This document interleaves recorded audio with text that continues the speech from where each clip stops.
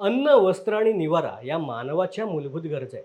परंतु मानवाने जसजशी प्रगती केली, नवनवीन गोष्टींचा जसा शोध लागला, तशा या मूलभूत गरजा देखील बदलल्या गेल्या. सध्याच्या काळामध्ये मोबाईल, इंटरनेट आणि समाज माध्यम या मानवाच्या मूलभूत गरजा बनल्या.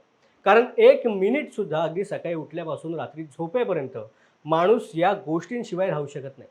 पण यातील एक समाज माध्यम बंद पडलं तर या गोष्टीचा आपण कधी विचार केलाय का? काही वर्षांपूर्वी देखील असंच झालं होतं. पबजी सारखा गेम आणि टिकटॉक सारखा सोशल मीडिया भारतामध्ये बॅन झाला. त्यावेळेला अनेक तरुणाई नैराश्यामध्ये गेली. परंतु असंच एक समाज माध्यम जे बंद होण्याच्या वाटेवरती आहे. आम्ही तुम्हाला सांगतोय व्हॉट्सअप या समाज माध्यमबद्दल. व्हॉट्सअप भारतामध्ये बंद होण्याच्या तयारीत आहे. आता ते का, कशामुळे याचं उत्तर जाणून घेण्यासाठी हा व्हिडिओ शेवटपर्यंत नक्की बघा. नमस्कार, मी सिद्धेश दिलीप शिगवण आणि तुम्ही पाहताय न्यूज अनकटचा विषय काय हा कार्यक्रम. गेल्या काही वर्षांपासून व्हॉट्सअप हा अनेकांच्या जगण्याचा अगदी अविभाज्य भाग बनला. स्वतःला अपडेट ठेवण्यासाठी अनेक जण व्हॉट्सअपचा वापर करतात. अनेक जण व्हॉट्सअपच्या माध्यमातून अनेक गोष्टी शेअर करतात, तसेच आपल्या प्रियजनांसोबत चॅट करतात. पण व्हॉट्सअपची सवय तुम्हाला कदाचित आता बदलावी लागणार आहे. कारण भारतामध्ये व्हॉट्सअप आपल्या सर्व्हिस बंद करण्याची शक्यता आहे. कारण व्हॉट्सअप सर्व्हिस देणाऱ्या मेटा ह्या कंपनीने 2021 सालच्या भारत सरकारच्या IT नियमांच्या विरोधात न्यायालयामध्ये आव्हान दिलंय. या नियमामध्ये सोशल मीडिया नियंत्रणासाठी मेसेजिंग ॲपने चॅट ट्रेस करणे आणि माहितीचे मूळ स्रोत कोण हे ओळखण्यासाठी तरतूद करणे आवश्यक असल्याचं नमूद केलंय. केंद्र सरकारने 25 फेब्रुवारी 2021 रोजी नियम जाहीर केले होते. त्यासाठी ट्विटर, फेसबुक, इंस्टाग्राम, व्हॉट्सअप सारख्या मोठ्या सोशल मीडिया प्लॅटफॉर्मने या नवीन नियमांचं पालन करणं अत्यंत आवश्यक आहे. याच नियमाच्या विरोधात व्हॉट्सअप सर्व्हिस देणारी मेटा कंपनी न्यायालयामध्ये सध्या न्याय मागते. व्हॉट्सअपची बाजू मांडणारे वकील तेजस करिया यांनी कोर्टामध्ये असं सांगितलंय की या प्लॅटफॉर्मचा वापर अनेक युजर्स फक्त गोपनीयतेचा वापर करण्यासाठी करतात. यामधील message end to end encryption असल्यामुळे याची गोपनीयता कायम राहते. एक प्लॅटफॉर्म म्हणून आम्ही ही सुविधा प्रोव्हाइड करतो. आम्हाला एन्क्रिप्शन तोडण्याचं सांगितलं तर आम्ही सर्व्हिस देऊ शकत नाही.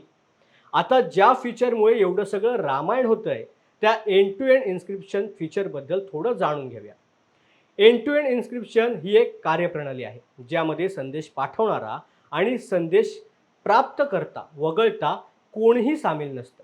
कंपनीमधील एंड टू एंड एन्क्रिप्शनमध्ये वापरकर्त्यांचे संदेश पाहू शकत नाही.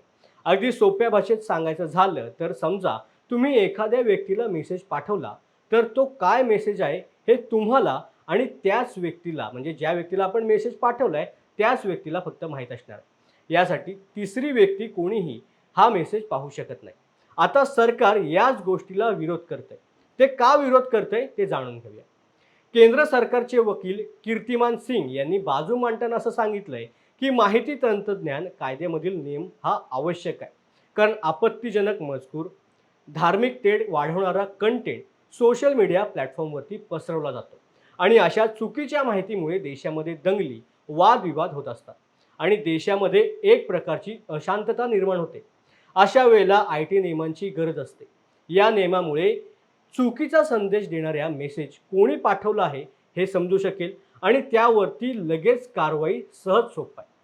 यावर व्हॉट्सअपचं असं म्हणणं आहे की एंड टू एंड एन्क्रिप्शन हे फीचर काढून टाकलं तर युजर्सच्या प्रायव्हसीला धोका निर्माण होऊ शकतो. हे फीचर्स युजर्सला प्रायव्हसी प्रोव्हाइड करतं. त्यामुळे तुम्ही आम्हाला हे फीचर्स काढून टाकायला सांगितलं तर आम्ही भारत सोडून जाऊ.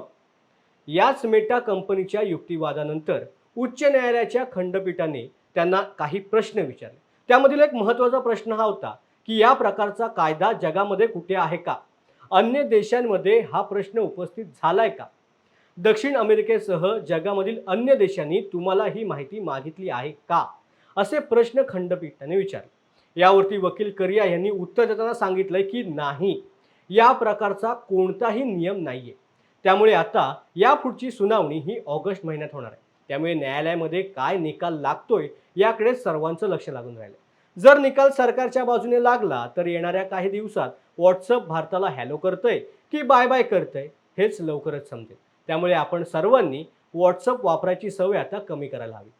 तुर्तास इथेच थांबूया. असे अनेक विषय घेऊन आम्ही तुम्हाला पुन्हा भेटू. तोपर्यंत पाहत रहा न्यूज अनकट. धन्यवाद.